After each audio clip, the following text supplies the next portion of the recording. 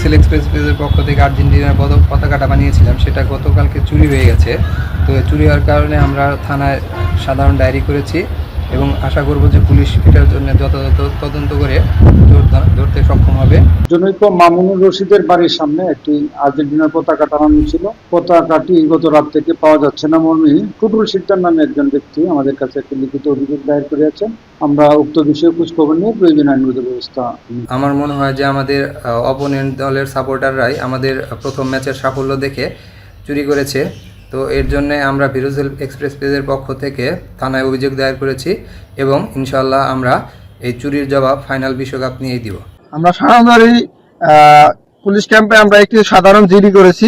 GD প্রশাসনের মাধ্যমে আমরা সুষ্ঠু তদন্ত আশা করছি।